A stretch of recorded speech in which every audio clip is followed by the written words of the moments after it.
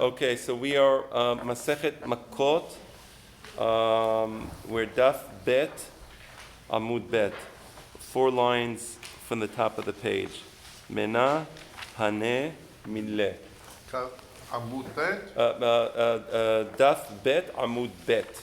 גם ב' עמוד ב'. כן, 4 שורות, השורה הרביעית. Okay, let's begin by reviewing the Mishnah. And I'd like to ask a question regarding the Mishnah, okay? I mentioned that in the Sephardic tradition of studying Gemara, I'm talking about the tradition of the Geonim, of Harambam, and as it was passed on generation to generation, as a starting point for studying the Sugya, first there was what's called Surata Dishmateta. What does Surata Dishmateta mean? It literally means how the Sugya was packaged, how it was put together. Now, just so you understand, each Sugya was actually formulated and composed by the Hachamim in the yeshiva, primarily by Rabbeina and Rav Asher. And there's a history there, and I'm not going to get into the history now. Maybe one day I will. But the point is, every sugya is a packaged unit. It's not just a haphazard, series of statements. So I want to look at the first Mishnah for a moment. So just turn the page, one page over. Let's look at the first Mishnah. The first Mishnah starts with a question. Kislev ha'edim ne'isim zomemim. That's a question. Now I'm talking now about structure. There's 2 answers to this question. The first answer is case 1. Me'ivim anu be'ish peloni. Shu ben gerusha o ben halusa. En omnim ye'aseh ze ben gerusha o ben halusa tahtav ella loke et ha'arba'im. That's answer number 1. Okay? Now let's look at answer number 2, and then I will explain it. Answer number 2. Me'ivim anu be'ish peloni. Shehu hayav liglot. En omnim yigleze tahtav ella loke et ha'arba'im. So you see the way the Mishnah is organized? The Mishnah starts with a question, and then it provides 2 parallel answers to the question. Both answers start with me'ivim anu. Okay? So answer number 1, or the question. How is it, or what is it that an ed must testify for the ed to become an ed zomem? Right? Well, we discussed that previously. So that's not exactly correct. But rather, we're bringing here a very peculiar case of edim zomemim. The first case is if a person is me'id, that the defendant is a ben gerusha. The defendant is a ben halusa. That we discussed that, right, in the previous cases. So I'm not going to repeat it now. Okay, that's all on YouTube, by the way. Okay, the second answer to the question. Hayav me'ivim anu beish peloni shu hayav liglot. That's the second answer to the question. What does it mean hayav liglot? It's a testimony. They come before the judges and they say, this person is guilty of negligent homicide. What does negligent homicide mean? He didn't intend to kill the person. It was an accident. That's called horeg beshogeg. And what is the law of horeg beshogeg? A person is horeg beshogeg. What's the halacha? Hayav liglot. He has to go into exile. So it ends up that the defendant was lying. He becomes an ayed zomem. Okay? So last week we studied the first sugya. The first sugya dealt with Kesei of the Mishnah, namely, it explained what is the source for the law that says that Meidim anu beish peloni shu ben gerusha ben halusa, that we give him malkut. What's the source for that law? Does anybody remember what the source was? In the Horizon. What was the source? What did you say? Kabbalah. What does it mean, Kabbalah? Explain. That is not, we don't need a derashah to back it up. Well, so what does the word Kabbalah mean? Tradition. Okay, let me explain. Very good. That's correct. You are correct, and your answer is correct, and your explanation was correct. Let me elaborate. Generally speaking, as we said before, when you have an עד זומם, כשיש עד זומם, עושים לעד מה שהעד רצה לעשות לנאשם. When you have an עד זומם, the עד זומם wanted the defendant to get a particular punishment. What do you do to the עד זומם? Exactly what he wanted to do to the defendant. He wanted to lie and make the defendant pay $100. What does the עד זומם have to do? Pay $100. He wanted to lie and he wanted the עד זומם to get capital punishment. What do you do to the עד זומם? Capital punishment. Okay. In this case, he wanted to make the עד זומם be a ben gerusha. Ben gerusha means the kohen who is a child of a gerusha. What is the kohen of a child of a gerusha? What is that called in Hebrew? Halal. He wanted to make the עד זומם a halal. What do we do to the עד זומם? You would think you make him a halal. No. What do? Malkut. You give him lashing. That's interesting. We give him lashing. We don't do kasher zamam nasot le'achiv. We give him lashing. Okay, so what's the source for that? How do we know that? What's the answer? So last week we studied the sugya. What's the source for this? We don't do to the false witness what he wanted to do to the defendant. We don't do it. Rather, instead, we give him malkut. Malkut means lashing. What's the source for that? Kabbalah. Kabbalah. What does Kabbalah mean? Tradition. Meaning we have a tradition, an ancient tradition from Moshe Rabbeinu, from later. Therefore, there is no source in the Torah. I mean, open up the Torah from the Bet of Bereshit to the Lamed of Yisrael. Look at the Torah. There's nothing in the Torah that so much as intimates the idea that, in this case, we give the ayed malkut. That's a very interesting law, and we have to deal with it. And I'll tell you why. Any attorneys here? Any criminal attorneys here? There you go. He's laughing. He's laughing. Okay, a criminal attorney. So if you're defending this client now, malkut is a charge. It is a punishment that is given to a criminal. What's the first question you want to ask? The question you want to ask is, what is my client being charged with? What is the crime? You can't just give somebody malkut in Jewish law. You know, you're an attorney, right? So you're saying, what is he being charged with? What's the charge? That's an important question. And where do we see that this charge brings the penalty of malkut? Yeah, so we need to know that. We're going to deal with that in the Gemara. That's an open question. We haven't answered it. All we said is there's a Kabbalah, there's a tradition. But what's the charge? What's the crime? There has to be a crime. I say jokingly, President Trump is a very special president because he's the first president to be impeached without a crime, right? What's the crime? There's no crime. What is he being charged with? Right? It's very ambiguous. So what's the crime? He's getting malkut. What is he getting malkut for? We're going to deal with that. Put that on the side because that's a very important question. Okay? Once you're calling him as a man, doesn't that mean he's already charged? Okay, but what is the crime that he committed? You're saying he's an Ait Sheker, I want to know the specific crime that he did. Ait Zomem is just a category. You're telling me he's an Ait Zomem, he's a bad person. Okay, abuse of power or abuse of Congress, or I don't know, abuse of whatever. But what is the specific crime that was committed? That's the question that has to be answered, right? That's what we're looking at. And we will answer it, by the way. We will answer it. What's the root of the verb zamam?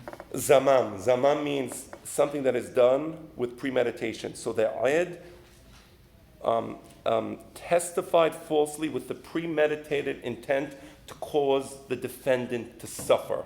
He wanted the defendant to get a particular punishment, and now we bring the punishment, of course, on the ayed himself. Right? So zamam means he had a plan, an evil plan.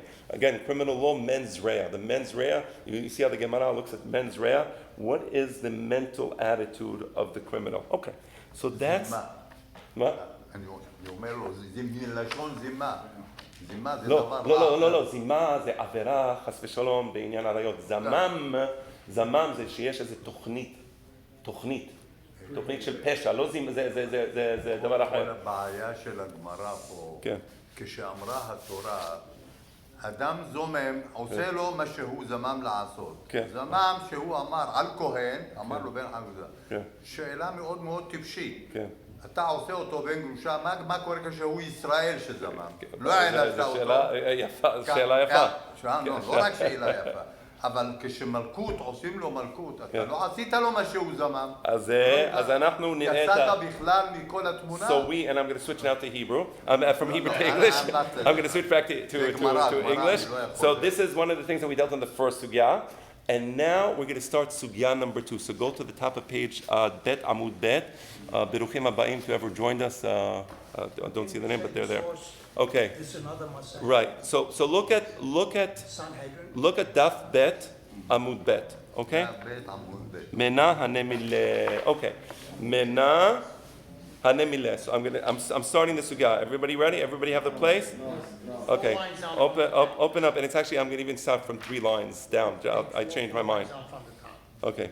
Me'irim anu beish peloni shu hayav liglot. So just the Gemara now is going to deal with the source for part B in the Mishnah. What was the second part of the Mishnah? Witness comes in. He says that defendant is guilty of criminal and negligent homicide. He was driving his car while he was intoxicated, and he ran over somebody, and he killed him. Okay, and then it ends up that the witness was testifying falsely. What do we do to the witness? Now, had the defendant been charged with a crime, we would have made him go to a sanctuary city. He would have been there. He would have been forbidden to leave the sanctuary city until the death of the Kohen Gadol. And we're going to study about that. There's going to be an entire sugya, or a series of sugyot dealing with that. What do we do to the defendant? Oh, send him to the sanctuary city. Wrong. We don't send him to the sanctuary city. What do we do with him? Malkut. What's the source for that? Mena hanem mileh. What does mena hanem mileh mean? Me'ain milim elu. Where is the source for that statement? What's the source? Now, I want to tell you something about mena hanem mileh. The Ramban, with the Nun, the Ramban Nachmani, and the Tosafot, they both say that whenever you have mena hanem mileh in the Gemara, it means that it's a deoraita law. It means that the law, which is you're looking the source for, is a deoraita law. That's the way Ramban and the Tosafot, that's the standard interpretation. The Acharonim, they follow Ramban and Tosafot, but they also note that there are many cases where it's not deoraita, where it's actually derabanan. It's a rabbinic law. So it's a problem. Simpler is the attitude of Harambam. According to Harambam, when the Gemara asks Mena hanem mileh, what is the source for this law? It could be deoraita, but it can also be derabanan. Okay, important point. So Mena hanem mileh, just because we're bringing a pasuk from the Torah, doesn't mean that the law is deoraita. It could be a derabanan law. Okay, just keep that in mind. Okay, so Mena hanem mileh. All right? Yes, I'm sorry. If something is Kabbalah, you still need the source, or is that up? Well, I mean, the answer to the question could be, it's Kabbalah. Okay, that itself could be an answer. Is the source. That itself is the answer, exactly. So, Mena hanem mileh. Okay, this is what I'm going to do now. I'm going to read the sugya. It's a very short sugya. I'm going to point out the structure. I'm not going to explain it. And then I'm going to read it a second time, and I'm going to explain it. And you're going to see what I'm doing here. I'm not just doing it, for intrigue. I'm doing it for a very specific reason, because you're going to see, I keep talking about Surata Tishmata, the structure, and you're going to see something very interesting. Let's see who catches it. Just pay attention. Mena hanem mileh. What is the source? Answer. Amar Resh Lakish. Resh Lakish answers, the Amar Kera. He brings a pasuk, the following pasuk. Hu yanuz elachat ya'arim. It says, if a person kills negligently, what do we do to that person? The Torah says, Hu yanus elachat yanim. He has to run away to a sanctuary city. If he doesn't run away to a sanctuary city, what's going to happen to him? The Goel Adam, the relatives will kill him. Correct. Exactly. So you better run away, because otherwise he's going to get killed. Okay. That's a source. Who has to run away to the sanctuary city? Who? The person who killed. Not the witnesses, not the false witness, the person who killed. Who? Okay, that's what Eshakish says. We're going to repeat all this. We're just reading it for the structure. Rabbi Yochanan Amar, it's not Omer, it's Rabbi Yochanan Amar. Obviously, I'm looking at the old Nushaot. You understand that? No. Kal v'chomer. I can learn the law that the false witness does not get the punishment of exile from a kal v'chomer, a fortiori reasoning. And here's the reasoning. Umahu she'asa ma'aseh. Please bear with me. I know how to read. I'm intentionally skipping the words which do not belong here. And when I say do not belong here, I'm talking about the Munich manuscript, which is one of the older manuscripts of the Gemara. I'm talking about looking at the Ritba, which also had the Ritba was under the great Chachamim from Sefarad, pre-Gerush Sefarad Chachamim. He was from Castilia. So this is the earlier Girsa. So bear with me. Rabbi Yochanan Amar, Kal v'chomer, Umahu she'asa ma'aseh. Every word b'mezid, every time the word b'mezid comes here, cross it out. Eno goleh, hen shelo asu ma'aseh, eno din shelo yiglu. That's the source of Rabbi Yochanan. I didn't explain it yet. That's the source, according to Rabbi Yochanan, for the contention that the ed zomem, the false witness, doesn't go to exile. Let's continue. Vehi hanotenet. הוא שעשה מעשה לליגלה, כי הכי דלתי ולהה כפרה. הן שלא עשו מעשה ליגלו, כי הכי דלהי ולהו כפרה. They just rejected the Kal Vachomer of Rabbi Yochanan. Again, I didn't explain it, so don't feel bad if you're confused, because I didn't explain it, so there's nothing to be confused about. The Kal Vachomer of Rabbi Yochanan was rejected. Let's finish the sugya. One more line. Ella mehuvarta kidresh lakish. The correct or the wider answer, and I will explain that later, is like Resh Lakish says. That's it. That's the sugya. That's all sugya. The purpose of the sugya again is what? To give you the source for the contention that an ed zomem doesn't go to galut. That's the purpose of the sugya. Tell me, does anybody see any striking parallelisms between this sugya and last week's sugya? Anybody see it? But that Drasha, then we brought a Kal V'chomer, rejected them both in that case. Now we have again a Drasha and a Kal V'chomer, rejected the Kal V'chomer, and going back to the Drasha now. Excellent. There are three cardinal points in which this sugya is precisely parallel to the previous sugya. Look at the previous sugya. Go to Daf Bet Amud Aleph. Go to, I'm trying to count the number of lines because it's in the middle of the page. Okay, yes. 1, 2, 3, 4, 5, 6, 7, 8. 8 lines from the bottom. How does the previous sugya start? With what words? Menaha, Nemila, exact same words. Okay, that's number one. Exact same question. Okay. Rabbi Yoshua ben Levi is the first opinion in the previous sugya. What is he saying? Va'asitem lo kasher zamam lo velo lezar'o. Exactly like Rabbi Yochanan, like Resh Lakish in this sugya. Hu velo zomemim. Exact same linguistic reading of the text. Him specifically, and not the false witness. That's Rabbi Yoshua in the previous sugya. This sugya, Resh Lakish, him specifically, and not the false witness. Exact same statement. Striking parallelism. Let's continue. Go up to the previous sugya. What is the second opinion? What's his name? Bar Pera. What does he say? What did you say? I said Rabbi Yochanan. Right, no, but I'm saying Bar Pera. What is it? How does Bar Pera answer the question? What is the source? Right, he gives a Kal V'chomer. Kal V'chomer. Very good. And what does Rabbi Yochanan say in this in our sugya? Kal V'chomer. So you see the striking parallelism, right? Exact same derashot, like different people on a different subject. I want you to be aware of the structure. Right now we're just talking about structure. I'm not teaching you the concept yet. I'm not teaching you the content. I'm just showing you the structure of the sugya. You'll see why I'm doing that. You'll see why I'm doing that in a moment. Right? Baruch atah. Baruch atah Adonai Eloheinu melech haolam she'akol yambarach. Resh Lakish was Amorah, no? I will explain it. That is an excellent question, by the way. And I will answer that question in a moment. I want to show another parallelism. How does the previous sugya resolve the machloket between Rabbi Yoshua ben Levi and Bar Pera? How does it resolve the machloket? What word does it use? Ella.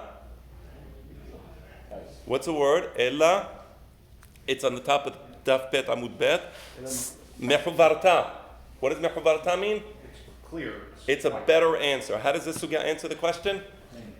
Ella Mechuvarta. Okay, so guys, come on. So you understand that this is not just a coincidence. You see the way the Hakamim package the information together. It's not just a coincidence. That's why it's so important to study the Surata Dishmateta, to study the structure of the sugya. But I'm going to show you even something more fantastic. The similarity, the perfect parallelism in the way the Hakamim built these two sugyot. And by the way, these two sugyot, they were not built in the same place. One was in Babel, in Yeshivat Surah. The other was in Eretz Yisrael, in Tiberias. Okay, and yet you see that they were packaged exactly the same, and I will explain that in a moment. But first, there is a more striking similarity. Go back to Sugya number 1, Daf Bet Amud Aleph, where the machloket is between who and who. Who are the two Hakamim? Rabbi Yoshua ben Levi and Bar Peda. What is the relationship between Rabbi Yoshua ben Levi and Bar Peda? Anybody know? First of all, they're both Emoraim. They're both the generation right after Rabbeinu HaKadosh. And I just want to be a little more precise. Rabbeinu HaKadosh, he's the last of the Tanaim. Right? So the Tanaim, they used to formulate halachot. They had the right to do so because they were Tanaim. So the last one was Rabbeinu HaKadosh. He's the one who edited the Mishnah.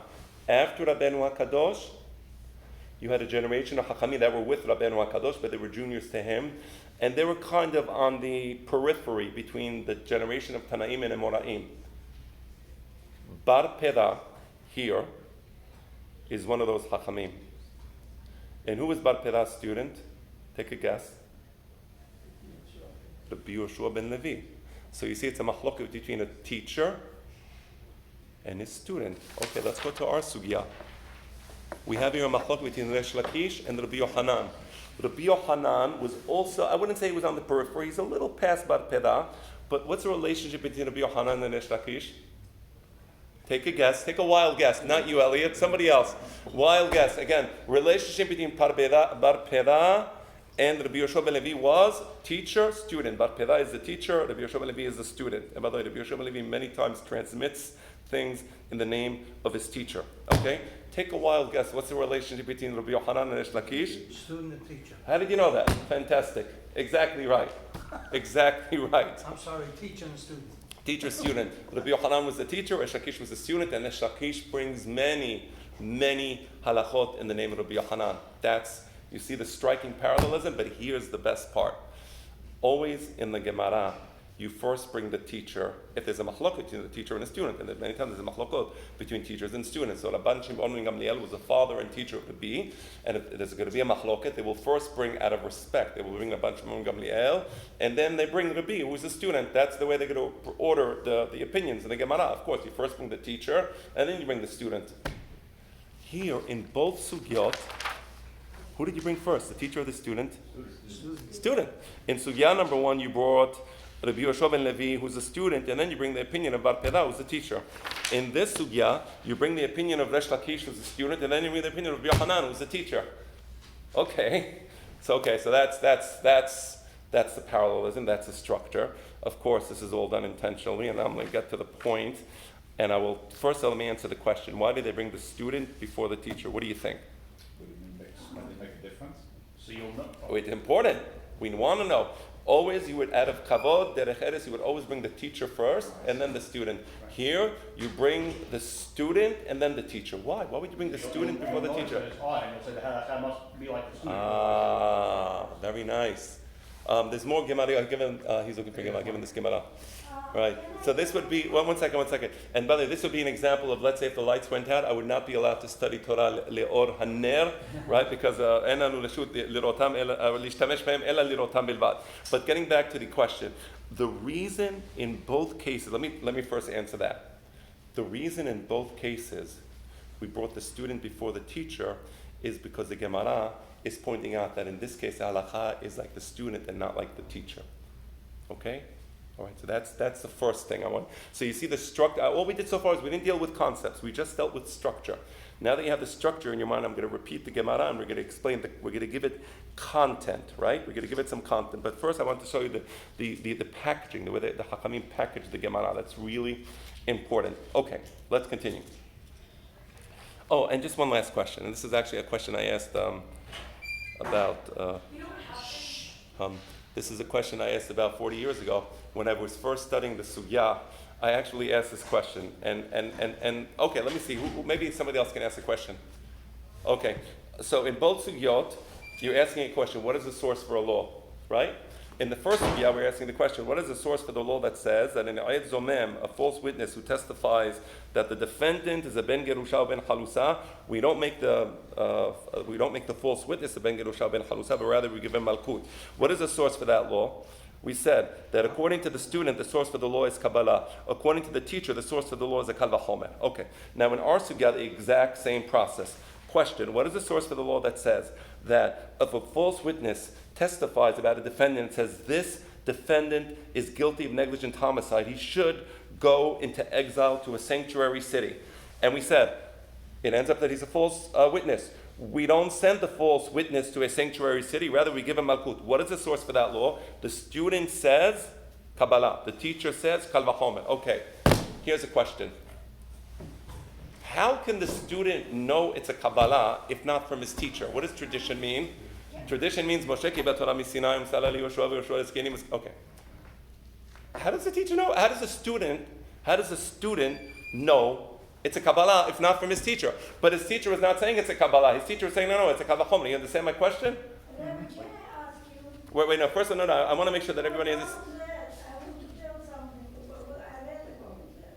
Then, where the student who knows less than his teacher. Okay. The answer might be. Give me the napkin. It is not Thank you very much. Okay, so let's discuss that later. I want to focus on my question. Where can the student know that it's a Kabbalah if not from his teacher? You understand my question? Okay, I'm not going to answer it now. That's going to be later on in this. That's going to be a later sugya. But I just wanted you to be aware of that question because it's an important question. Okay, we will deal. So you see, all these concepts are hanging out there. The Gemara has to answer all these concepts. It's all going to be there. What is the charge? The Gemara will deal with what is the charge. How can the student know it's Kabbalah? The Gemara is going to deal with how does he know it's Kabbalah, etc., etc., etc. Now, let's look at the sugya. I'm going to read the sugya now a second time. Now that you have the structure in your mind, now let's read the sugya, and we will give it some content. Okay. Mena, you have the place. 4 lines from the top. All right. Mena hanemile. Again, what is the source for the law of our Mishnah?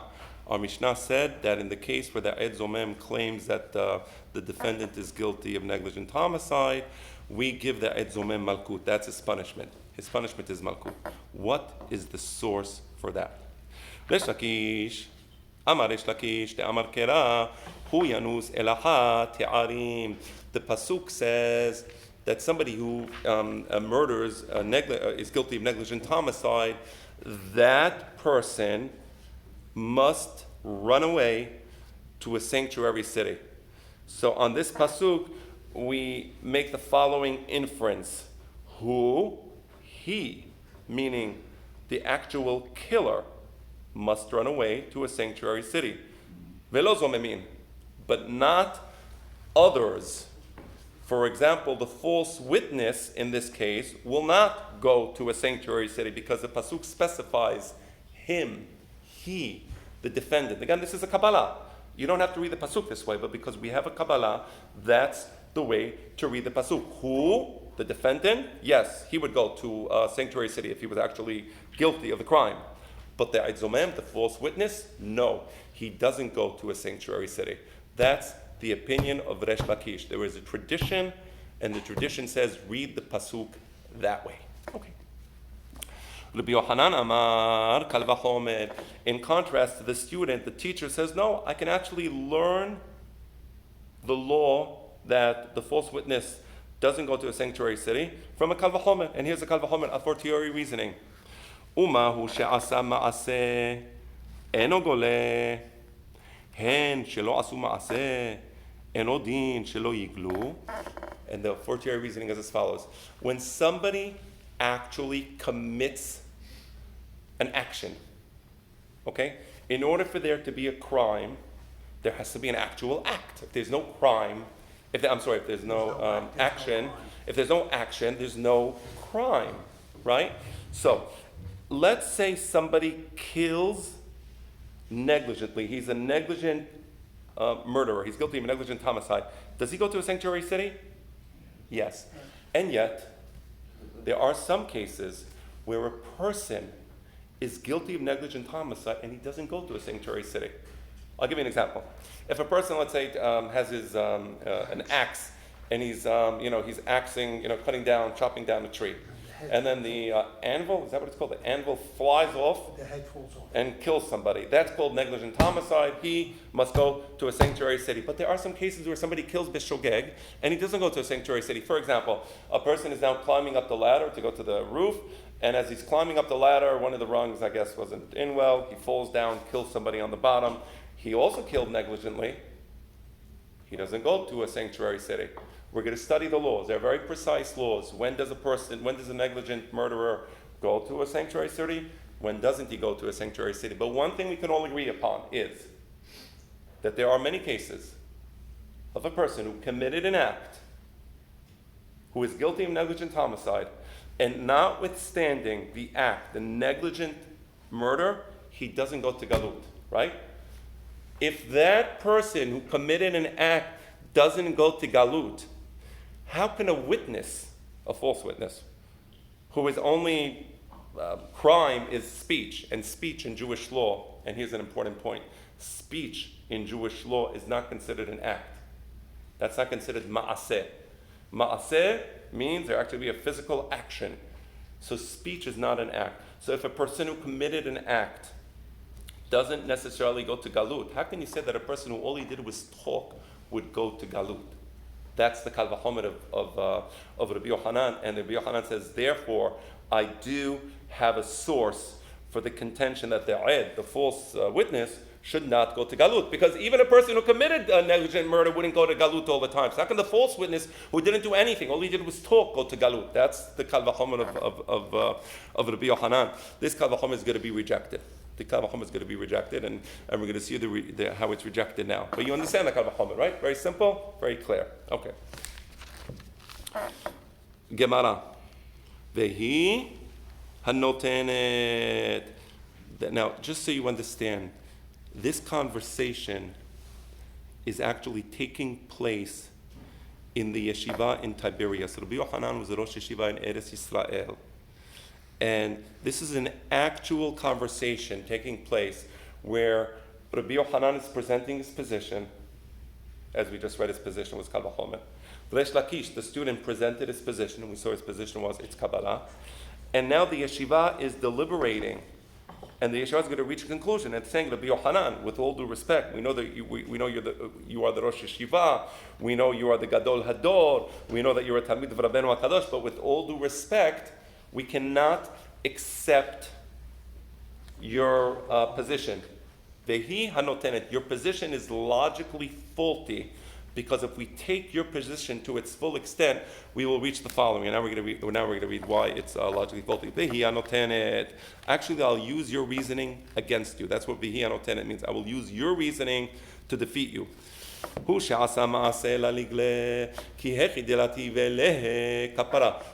is it that if somebody kills negligently, oftentimes he doesn't go to galut, he doesn't go to a sanctuary city? You know what the reason is? We don't want to give him kapara. Here's the point. Sanctuary city is not a punishment. Sanctuary city is for the benefit of the defendant. We're actually doing him a favor. We're giving the defendant an opportunity to rehabilitate himself so that he can come back into the congregation of Israel and be fully cleansed. And when he goes to Olam Haba, nothing will be held against him because he has served his time, so to speak. He served his time. So if a person who committed an act and we say he's not going to go to a sanctuary city because he committed an act and he is such a bad person because he killed somebody negligently, we don't want him to go to a sanctuary city. Of course not. He committed an act. Don't give him that privilege. But this false witness, he didn't even commit an act. He should go. Well, let's give him a chance. Let's give him a chance. He's not as bad as a negligent murderer. All he did was sin with his mouth. The negligent murderer sinned with his hands or with his legs, however he killed. So the negligent murderer, will not get the benefit of going to a sanctuary city. The Eid Zomem should get that benefit. So therefore, this reasoning, and this is, in philosophy, Immanuel Kant speaks about the antinomy of reasoning. logic is not a good way to determine things in life, because any argument, you can have a counter argument. And I see this so many times. Many times you try to have discussions with people about it could be politics, it could be halakha, it could be so many different things. For every reasoning, there's a counter reasoning. That's just so important to understand. So they're telling Rabbi Yochanan, you just gave a lovely reasoning, and it's all beautiful, but we can use your reasoning against you. So you're saying, Kal vachomer, that the Eid Zomem should not go to Galut. We say the exact opposite, Kal vachomer, that the Eid Zomem should go to Galut. We want to give the Eid Zomem the ability to rehabilitate himself. We don't want to give the negligent murderer the ability to rehabilitate himself. Bottom line, that type of reasoning, the type of logical reasoning, I don't like the word logic, I don't like logic, by the way, I don't like geometry, it's just a farce, it's silly, but whatever. I know they teach geometry in school, and it's like a big yesodot. They learned it from the Greeks. The Greeks, by the way, were Hanukkah, so it's okay, I can talk about it. Can I talk about it? They were just sick people. I mean, the Greeks that took over Eretz Yisrael, they were terrible, terrible people. I mean, they were perverts.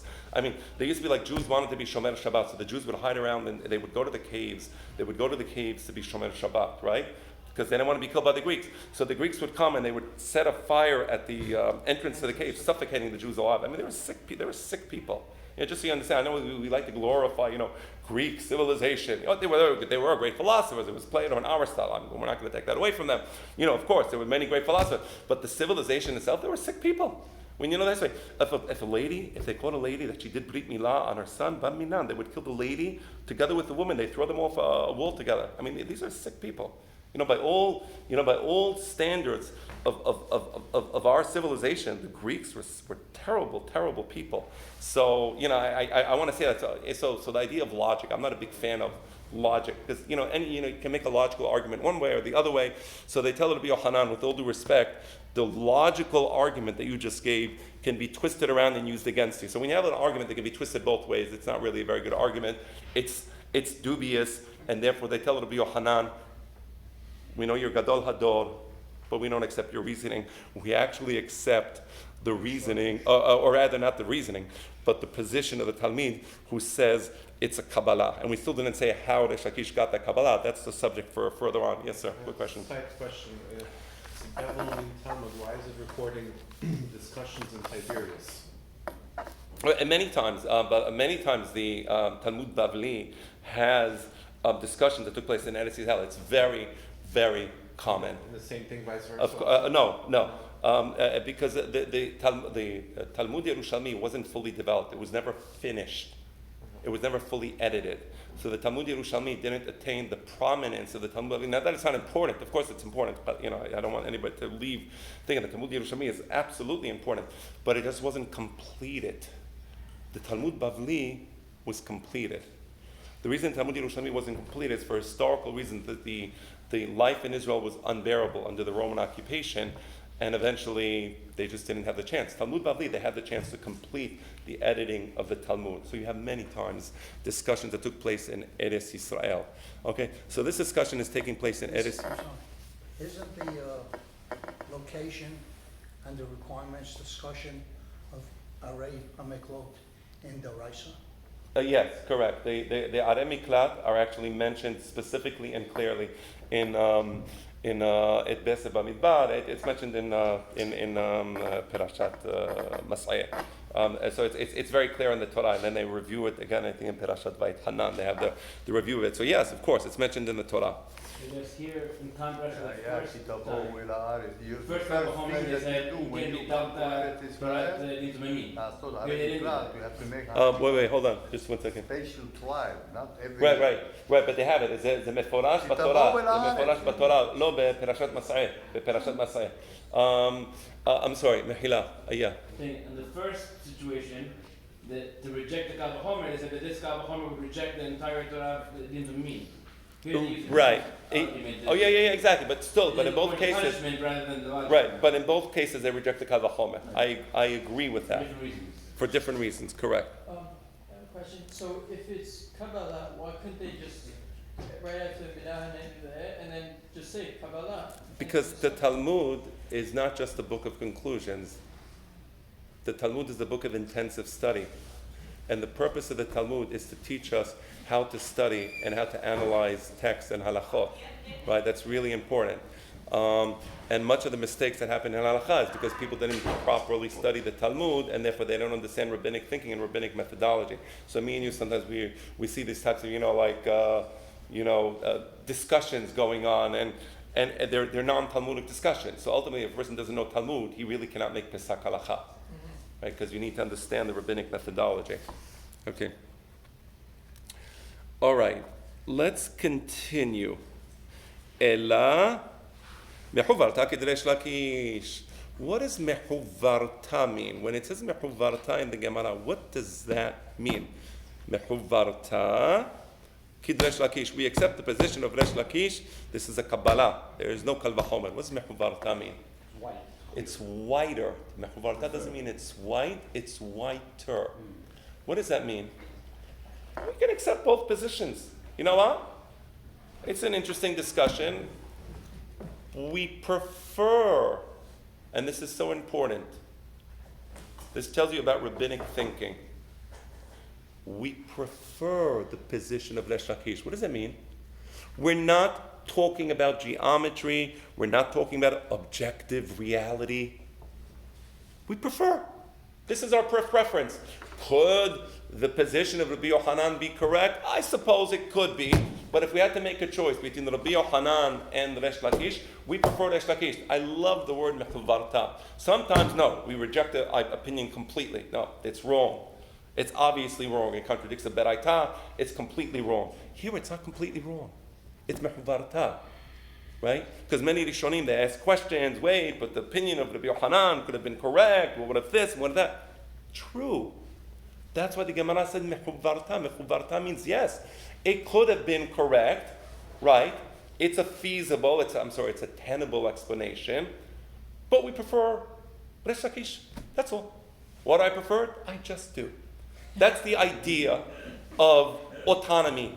Mental autonomy says I can make a decision, and this is the way I feel about the matter. And if you're a wise man, and here we're dealing with the yeshiva academy, a university of very, very wise men, and they said, yeah, that position makes more sense to us. And they accepted it. You see that? It's not objective truth. It's not geometry. It's not a perfect circle, and it's not a perfect square. Perfect circle is perfect square that exists in geometry class when you're a sophomore in school. In the real world, it just doesn't exist. What are you going to do? Okay? All right. Now, until now we just had the structure, but not the actual material. Right. But I did give you now the explanation of the reasoning. Meaning, I gave you the reasoning of Rabbi Yochanan was Kal Vachomer. The reasoning of Resh Lakish was Kabbalah, and we reached the conclusion. Now, here's what I want to tell you. There is a difference, and I know many of you weren't here last week, so but I'm sure you're following. There's a difference between the way last week's sugya ended and this week's sugya ended. Let's see who sees the difference between the way the sugyot ended.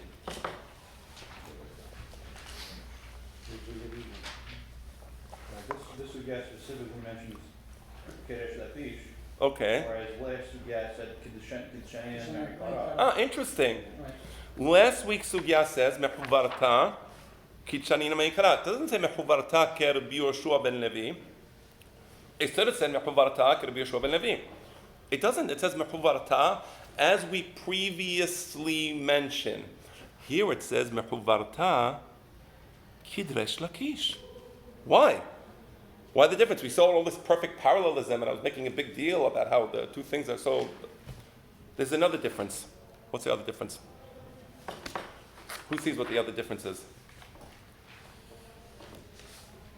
There was another difference. I am telling you. I'm not just making it up. Well, Take a minute. Last week, Rabbi Yoshua ben Levi, his Kabbalah, at least his reading of the Pasuk is challenged, right? Because they say, that he did, right? So there's a little bit of back and forth on whether his reading of the Pasuk. Okay, that's a good point. I like that. I agree with that. And there's something else even more fundamental. And by the way, you're right.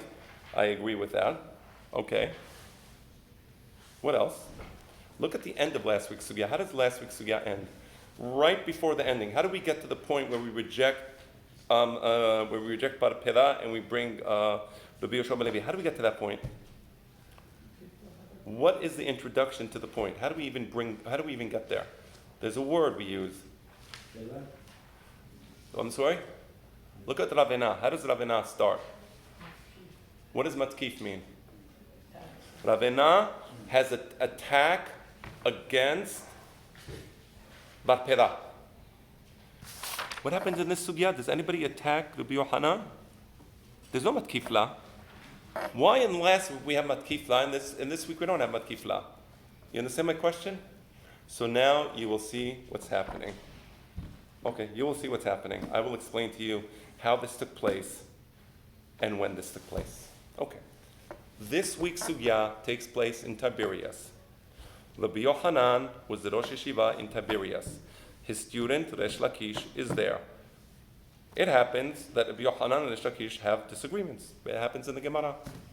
We see that. It is in the first place. Now, this is a discussion taking place in the yeshiva itself. This is a face-to-face argument that is taking place in the yeshiva, and we know this because the yeshiva says, Vihi hanotenet. They tell Rabbi Yohanan on the spot, your reasoning is faulty. And they tell Mehuvarta kidresh Lakish. Who says Mehuvarta kidresh Lakish? That is the conclusion of the yeshiva. What happened in the previous thing? For 300 years since someone Who is Ravena? he was the last generation. Okay, let's go back. There's a machloket in Rabbi Yeshua ben Levi and Bar Peda. When did Rabbi Yeshua ben Levi and Bar Peda live?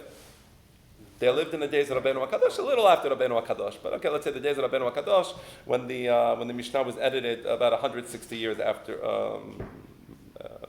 what we call the Common Era. I'm sorry. Okay.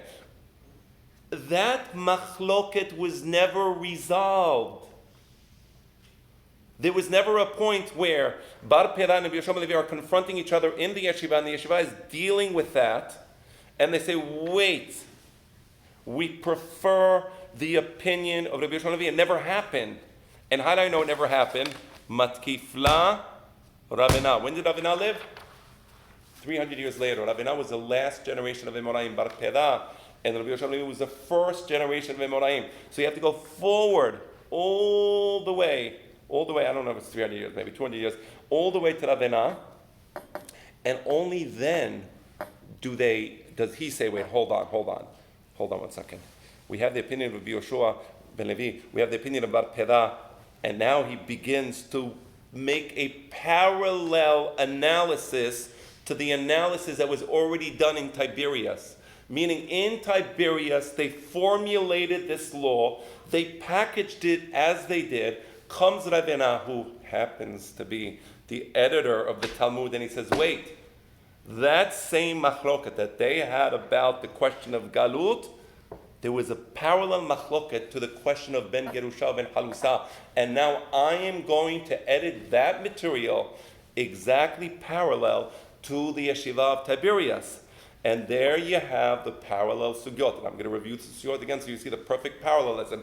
In sugya number 1, you have a talmid arguing with the teacher. In sugya number 2, you have a talmid arguing with the teacher. In sugya number 1, you bring the student before the talmid. In sugya number 2, you bring the student before the talmid. In sugya number 1, you have the teacher bringing in saying it's Kabbalah. In sugya number 2, I misspoke. In sugya number 1, the student is saying it's Kabbalah. In sugya number 2, the student is saying it's Kabbalah. In sugya number 1, the teacher is saying Kal Vachomer. In sugya number 2, the teacher is saying it's Kal Vachomer. Perfect parallelism. In both cases, the conclusion is mechuvarta. What is mechuvarta? We don't have a definite proof against the teacher, but we prefer that. So you see how Ravena took the machloket of Bar Pera and Rabbi Yeshua ben Levi, and he packaged it perfectly parallel to the yeshiva in Tiberias. The way they organize it is exactly the way he organized it. The only difference is that Ravena was several generations after Rabbi Yeshua ben Levi and Bar Pera, and therefore when they end the sugya, it's matkifla. He on his own says there's something wrong with the opinion of Bar Pera, and then he says mechuvarta. You understand? So the conclusion never took place face to face. It took place after Rabbi Yoshua and Bar Pera were already in Olam Haba. That's when the yeshiva in Bavel finally reaches a conclusion on that point. That's the surata dishmateta.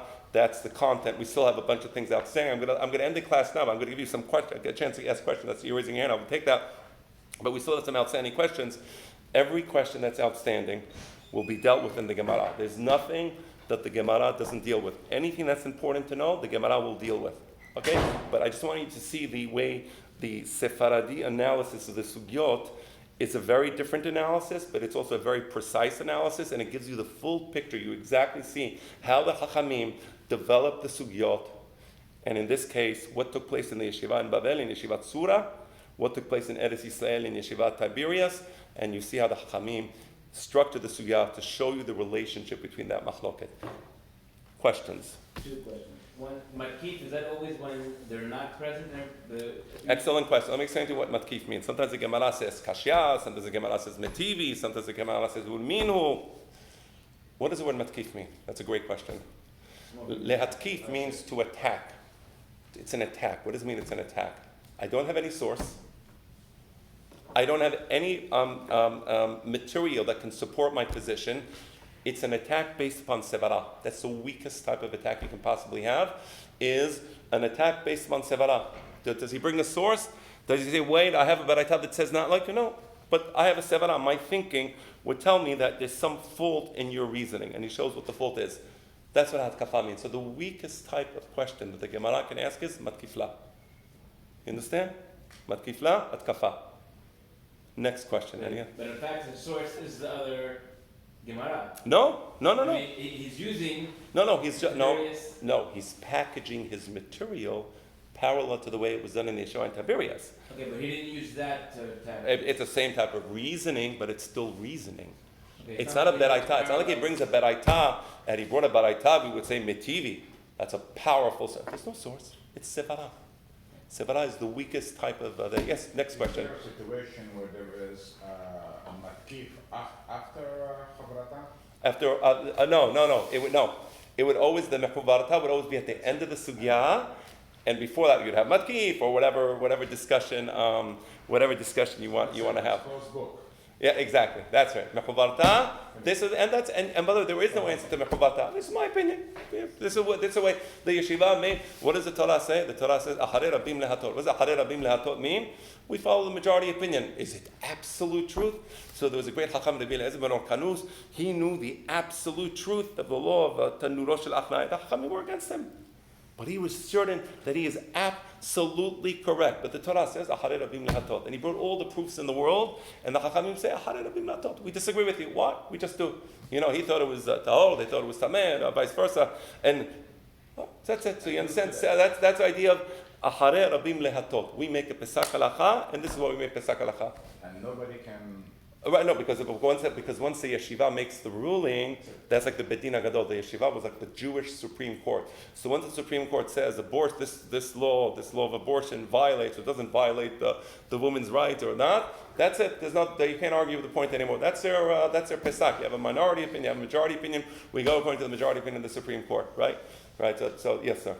So last week we looked at Bereshit about to see how Bar Peda has authority to make a drasha. Yes, or at least he took the authority for himself. Yes, correct. Right. So why would that be necessary? Meaning we see he's making a derasha. Obviously. Who is making a derasha? Bar Peda.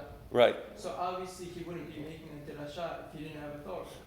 And that's why I pointed out that Bar Peda was at the periphery between Amoraim and Tanaim. So Tanaim, they would formulate laws, and they would use Pesukim in the Torah to formulate their positions. Correct. So Bar Peda, we see he felt he had the authority. No, I say he felt. I don't mean that Chas v'Shalom disrespectfully, that he was wrong. But I'm saying he was at that periphery. So they used to do it. And Rabbi Yochanan himself also was close to that periphery. Rabbi Yochanan was a very junior member, or sort of Enu HaKadosh probably in his lifetime. So he also did that. So some of the Emoraim at that point in time, they would do some of the, like they say, Rav Tanahu Ufalig, Shemuel Tanahu Ufalig. They weren't Tanaim, they were Emoraim, but at that point, there was still, at least Bar Peda made some derashot, and we see Rabbi Yochanan does a kal vachomer. Okay, any other questions? Yeah. Why is it in Babel that are the first part of the Mishnah in No, it's the second part. Shu Hayav Liglot is the second part, right? Yeah, that's very right. Right. Babel was on the halal, and Tiberias was on the golad. Right? Oh, I'm sorry, Mehala, I see what you're saying. Right, yeah, right. Can you assume that they both discussed both halves of the Mishnah? No. Just using one. No, this is what they decided to discuss in the yeshiva in Tiberias. Don't think- And that was what they discussed. And Not that, the first part. and by the way, the Rabbi Yoshua ben Levi and Bar Pela were both from Israel. But it wasn't a discussion that took place in the yeshiva, and therefore there was no conclusion as to the matter. Later on comes the Hachamim in Bavel, and they revisit that argument between Rabbi Yoshua ben Levi and Bar Pela, and they package it together. It was never formally packaged together in the yeshiva. That's why Ravena has to come and package it together. You understand? That's what happened. I'm saying from a historical point of view, that's the way that developed. But what we have here is a beautiful parallelism, and we took part A of the Mishnah, part B of the Mishnah. We had these two parallel sugyot beautifully organized by Ravena. You see the Hachamim; they were artists. They weren't just Hachamim, but they wanted to organize the material in a beautiful, beautiful way, and that's what they did. Yeah. Last question. And these were argued at the same time or different times? No, different times. Different times. Rabbi Yoshua ben Levi and Bar Pela were a little before Rabbi Yochanan and Esh Lakish. Rabbi Yochanan and Esh Lakish were already in the yeshiva in Tiberias. Rabbi Yochanan was at Rosh Yeshiva, and they had their organized shiurim. Somebody put it together. And Ravena. The answer is no. We know put it together. Ravena and Rav Asher, they're the ones who edited the Talmud, and there was they used to have this thing that every 2 months a year they would study. All the Hachamim would get together in the yeshiva and study. It was called the Yarchei Kala. It was Chodesh Adar and Chodesh Elul. Those 2 months they would come together and they would review a specific Masechta. They would say, this year we want to study Masechet Yevamot. This year we want to study Masechet Ketuvot, or whatever the Masechet is. And they would spend 2 months a year studying and organizing it. And from those discussions, they organized the Talmud. My father writes about it a lot in his Horizontal Society, which, by the way, is one of the great books. I consider it to be one of the great books if you want to understand the Talmudic thinking and the history of the Talmud. Any other questions? Because the time has come. Last question, and that's it. Elliot, go ahead. 2 minutes. First, this is a general one. What's the reason that the Emoranim don't have as much authority as the Tanaim? That's it. They're because once the Mishnah was closed, the Mishnah became the Mishnah became the precise formulation of the Torah Shebe'al Peh. Once the Mishnah comes, you have no more authority now to say, no, I want to formulate the Torah Shebe'al Peh as I see fit. Before that, every time I would formulate the Torah Shebe'al Peh according to his own knowledge. But now we have the Mishnah. The Mishnah was universally accepted by all the Hachamim. End of the Tanaim. At this point, you no longer formulate halachot. Rather, you can study the halachot of Rabbeinu HaKadosh and interpret those halachot and study them. But you cannot formulate new halachot. That's the reason. And then also, is this, when we say Kabbalah, is that like halacha as opposed to din? No. I'm not sure what you mean by that. Kabbalah means we have an ancient tradition that this is the law. Right. What is the source for that tradition? It's not in the Torah Shebichtav. That's what it means, Kabbalah. Okay. So, for example, Halacha Moshe Sinai. Halacha Moshe Sinai. Harambam says it means that there is zero source in the Chumash for that law. For example, okay. Yeah. Okay. Did you answer the question how the student has the tradition and not the teacher? Yeah, we did not answer. That's a great question, and I hope to answer it in the future classes. Baruch Adonai le'olam amen ve'amen. Rabbi Hananam